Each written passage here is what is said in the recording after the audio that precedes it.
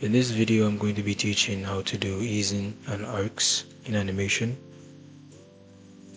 The reason why I'm doing this because when I first started out animation, I realized that this was one of my main issues and why my animations were not really improving. So I have a circle here that I'm going to use as an example. So first I'm just going to show you that I'm going to show you how it looks without easing, and this is going to be on 24 frames per second, 24 fps. Alright, so that's how it looks without no easing or anything. Now I'm going to show you how it looks when there's easing.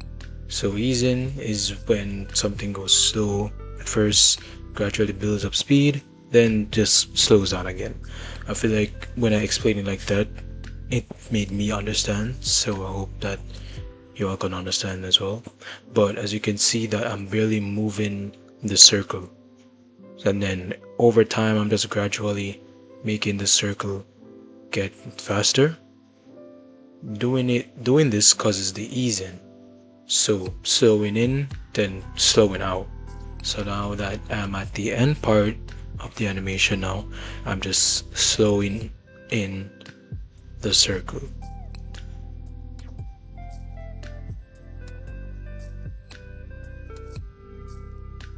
And if we play it, it should look smooth because it has ease into it, as you can see here. So there's a lot of times where you could add either too much easing or you either add not that much easing into the animation. But I like to do it just the way how you saw how I do it a while ago. That's how I normally animate most of my animations. But now I'm going to show you how arcs come into play. So an arc is essentially, I'm gonna just put it in basic terms, it makes sure that whatever you're animating doesn't just move in a straight line. Because, well, originally humans don't really move like that. They move in a certain arc, a certain motion path, as you can see what I'm doing here. So what I did to the circle is that I gave it an arc. I gave it a sort of motion to follow instead of it just going into a straight line. So that's basically what arcs are. Arcs can really improve your animation a lot. I even have a video by itself about arcs on my channel, so if you want to check that out, it will be in the description. But doing this should help you to practice your arcs. Grab a circle or even a stick figure and just move them around into a certain motion. Don't just go into a straight line, as you can see what I'm doing here. So this is just a demonstration of how arcs play into an animation. This is what I'm showing you here is basically an arc. So I'm going to show you guys how it will look with a stick figure now. So I'm just going to create, just a simple punch. I'm going to import my stick figure and create a simple punch showing easing and also arcs. So right now I'm just trying to set the character up into a nice starting pose, and so we can go right into the punch. So I'm going to start off with the stick figure doing a anticipation. I also will make a video by itself about that, so I'll make a video just about anticipation and how you can implement that into your animations to give your animations a certain look to it.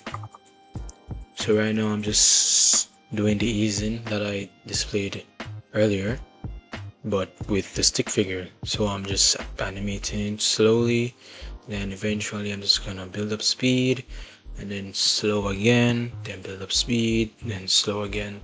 And that's just basically what easing is about. And then you also will see the motion of how the arc will flow into the stick figure. So right now I'm just trying to go through animating slowly, showing the easing and also showing the arc. So I'm making the stick figure like down a bit, so when he's going into that anticipation pose, he's not just going it straight into it. He has a little, like he's going down and he goes up back again into that anticipation pose.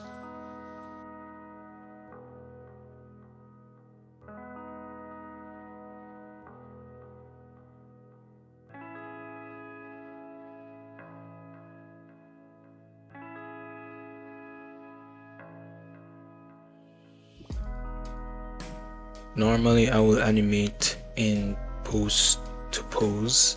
And right now I'm just doing straight ahead animating right now. But normally I feel like it would be better to have really good arcs when you're doing pose to pose, because you know when you're adding your keyframes and then when you're adding your in-betweens, you can properly add your arcs and everything that you need in between those keyframes, which I also will make a video on that as well. The difference between straight ahead and pose to pose animation, and you guys can see which one is best for you. But right now I'm using the straight ahead method.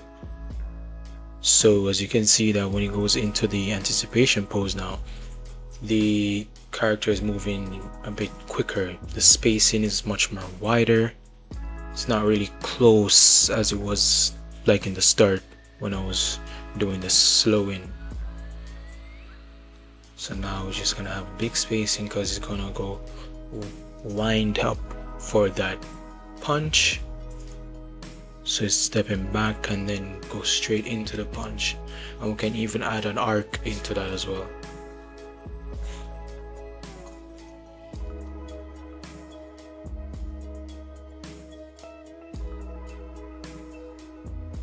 So it's best to, as I say like in every tutorial, to look through your animation, scrub through it to see how it feels, look through it to see how you think it would look, and then fix anything that you feel like is just not not up to par what you want to do. I always ensure that I try to scrub through as best as I can to fix any little posing mistakes, because I have a problem with posing sometimes.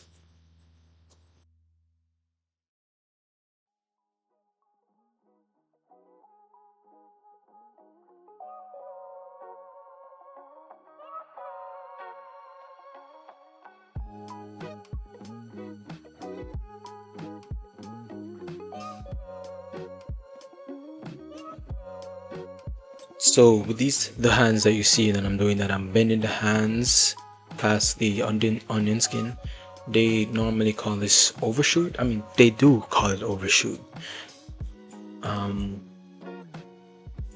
Overshooting really can help build a certain smoothness and feeling into your animation, especially if your animation, even if your not your animation but your stick figure, if your stick figure has like a tail or like a cape, knowing overshoot could really make that animation with the tail or cape or even just the limbs in general be very good in doing like those type of poses or any fight or really anything in general. So it's best to really know what overshoot is. I will explain what overshoot is in the next video. So right now I'm just gonna go straight into the punch. I'm still trying to keep that arc going. So since when he started the anticipation, he goes down, then goes up. Now I want him to go up, then go down when he's going into the punch. So you can see me like lifting the stick figure slowly so you can give that arc. So when he goes into the punch, it has a little up arc. into that punch, and then it just goes down when the punch lands.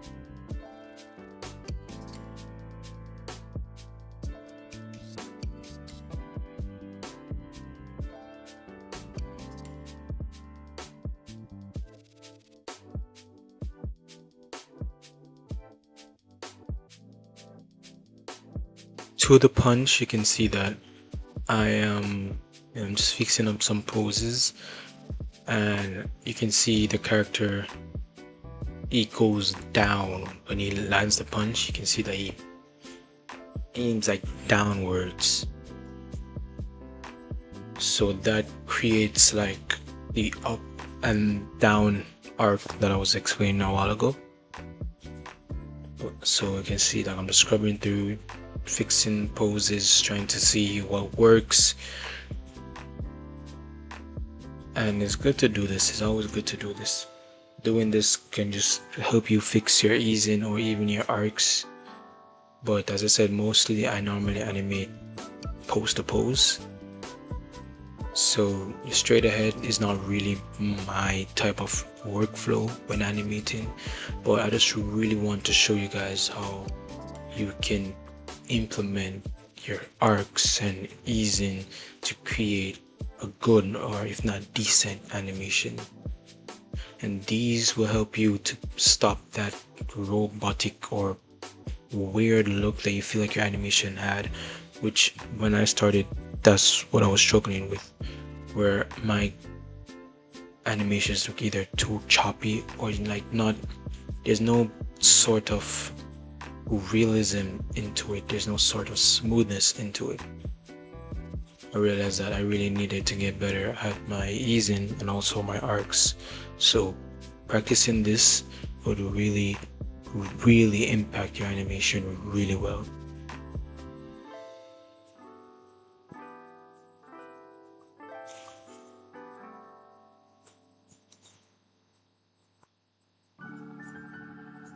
So as you can see that after he did the punch, I'm going down more into the arc, because he's having that flow. So when he just does that punch, he's not immediately going back up again to do another one.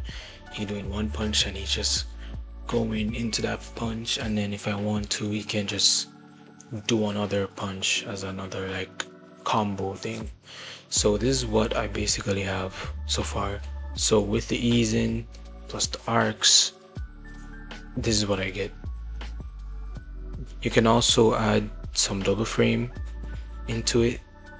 Look through your animations. If you feel like your animation is too fast, you can add some double frames to it to give it a little timing, to see like which part of the animation you want to hold first, and then which part of the animation you want to just flow.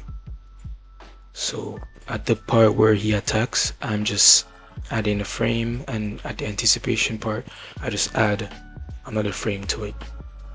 So it creates that double frame. As you can see now, it looks better. Looks way better. It doesn't look that fast as it was before. So that could also help you if you feel like your animations or your timing is a bit off in your animations. I will create a updated video on anticipation, so stay tuned for that. And that's basically it. Yeah.